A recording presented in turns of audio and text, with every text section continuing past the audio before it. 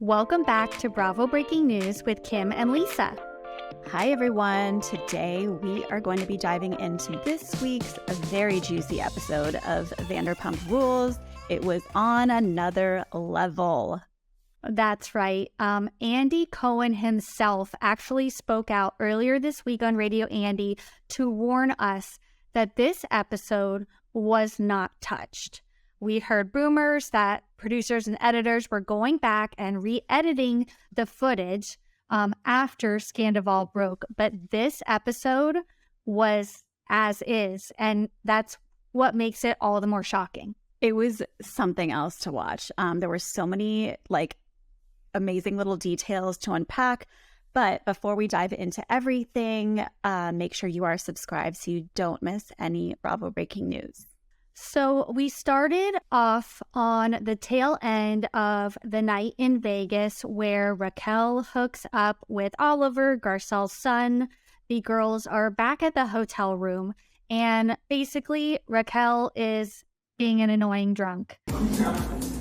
Okay, we're good. She's microwaving a, box of everybody's food. Thank you. Lisa Vanderpump for the leftovers. And basically devouring it.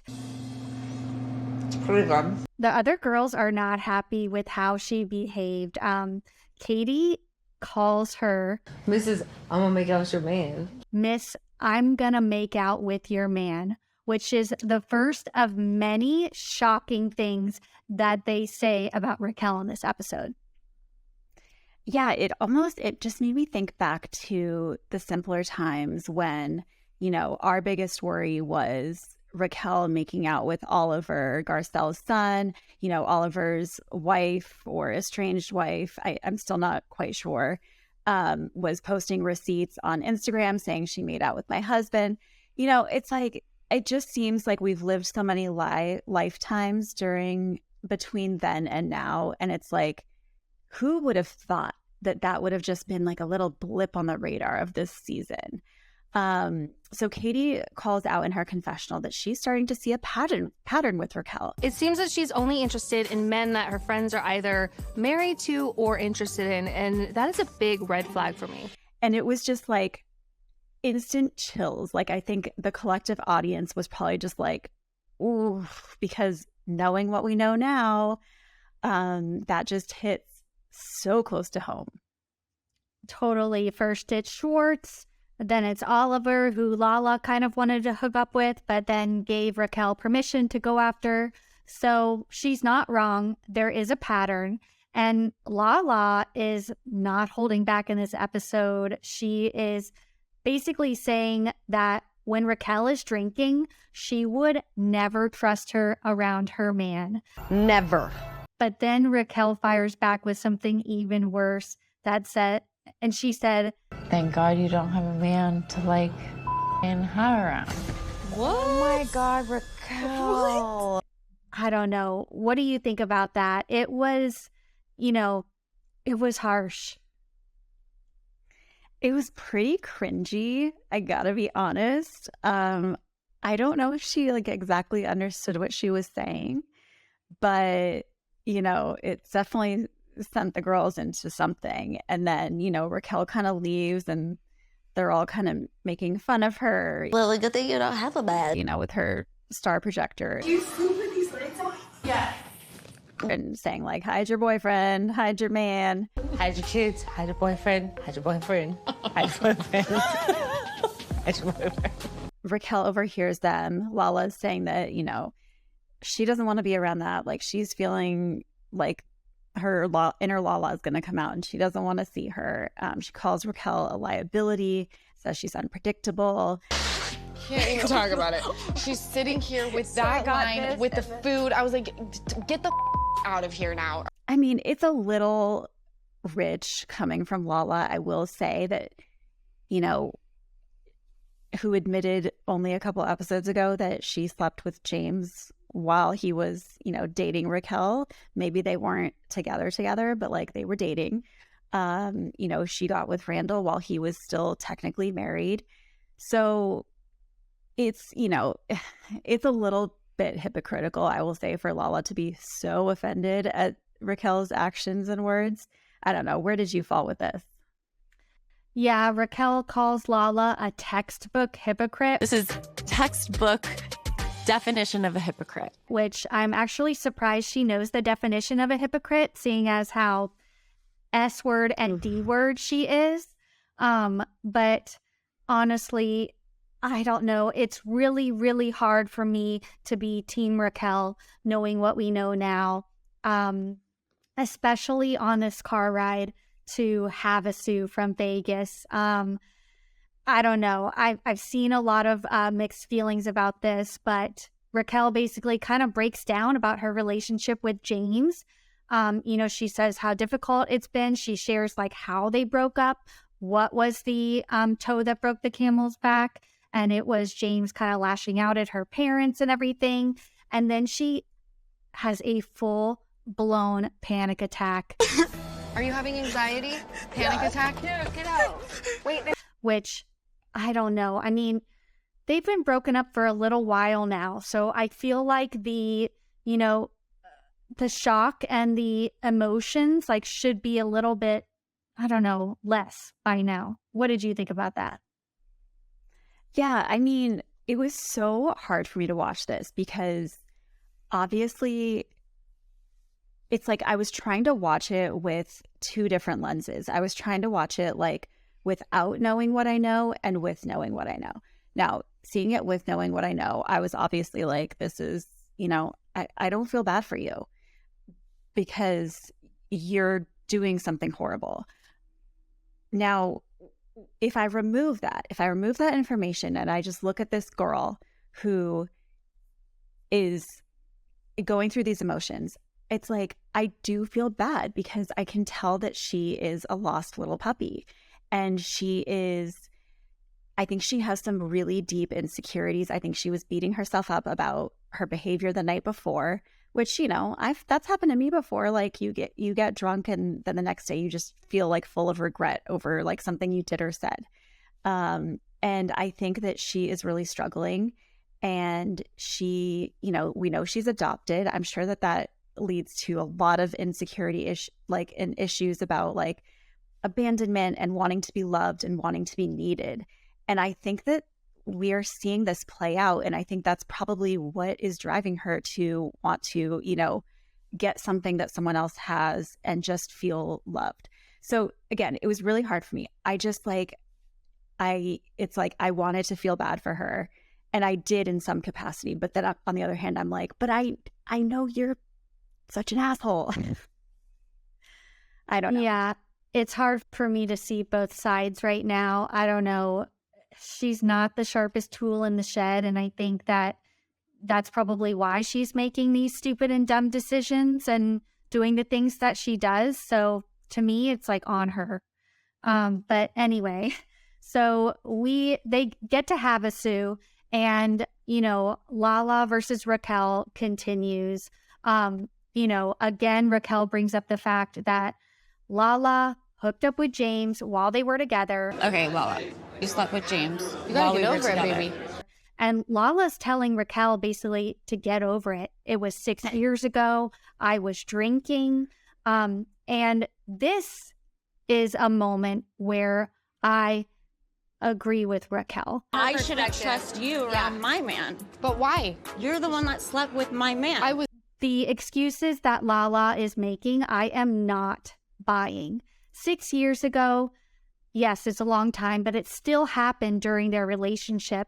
And I mean, Lala says she was drinking, and so was Raquel the night before when she made out with Oliver. Right. So I did see Lala's stories today, and she says, she said that because when she drinks, she has a problem. She's an alcoholic. That's why she's sober right now. So if Raquel does the same thing when she's drinking and makes these huge mistakes and blames it on drinking, then maybe Raquel needs to check herself. I mean, I get that. I don't know. I just thought like Lala making such a big deal over the comment of like, well, thankfully you don't have a man around. It's like Lala would have said that same thing when she was 27. True. Like she was so cocky and just like, thought that she was hotter than everyone else. I mean, she still does to a certain extent. But like, I was like, it's not even that bad. And for her to be like offended on behalf of women everywhere. It was so wrong offensive on and so of many course it was levels. wrong. And Charlie was just like, I mean, yeah, it's wrong, but like, I'm kind of proud of Raquel for getting some balls. I don't know who made Lala the spokesperson of women, but we need to find a new president manager. Charlie cracks me up. You know, I saw her tweeting something like, obviously she, you know, didn't know what was going on with Raquel and Tom. And, you know, she's like, I probably wouldn't have had her back in the same way, but in the moment, it was like she was just, you know, being there for a friend. So I don't know. And Katie had some things to say as well to Raquel, like, listen, I'm still trying to get over what you've done and, you know, trying to hook up with Tom. Like, I could light your ass on fire for what you've done. And it was like, okay, you don't even know what's going to be coming. And it was just, it's just like so eerie almost watching this play out when we know what goes on, you know, months later. It was just like, it's almost like surreal.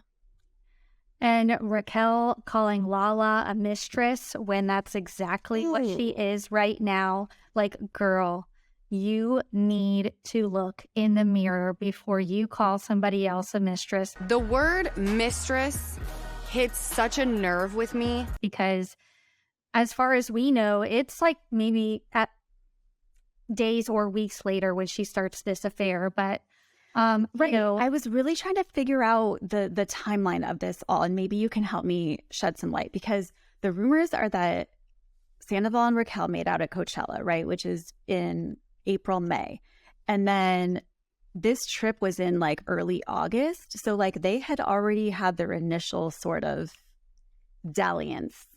Is that right? I guess we're not calling the makeout the beginning of the affair, and I don't exactly know why. But I guess they did make out at Coachella, and that was that. And then the affair supposedly started right after the guys' night that we see at the end of this episode, which we're going to get to in a few minutes. So keep that in mind as we kind of, you know, sift through the rest of the next few episodes.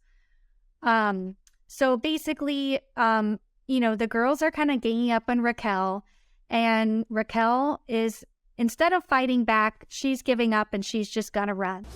I don't feel comfortable here, so I packed up all my bags and I'm leaving. So her and Charlie decide that they are going to flee the girls' trip and go join Sheena and Schwartz on the guys' night, which is not really a guys' night because there's like going to be at least three girls there. Maybe we could crash it. Yeah, honestly, I feel like they're more my friends than these girls. So we also got the debut of the lightning necklace, which, you know, I think is a cast member in and of itself at this point.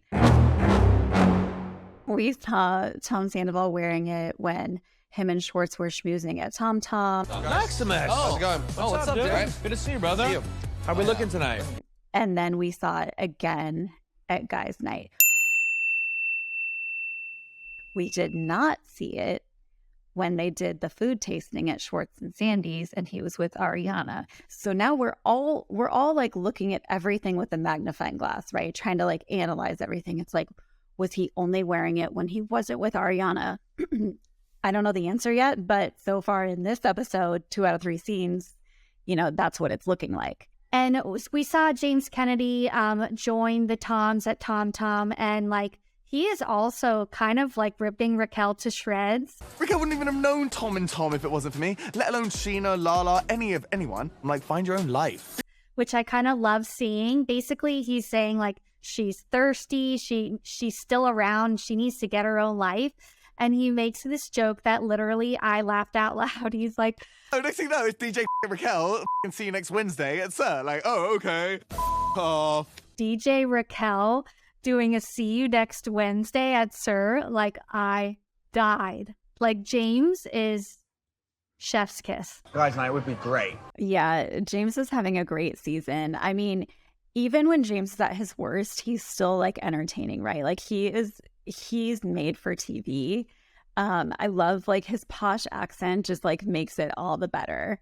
So then we finally get to this guys' night, right? We see them all get there. We see Brock and Sheena arrive.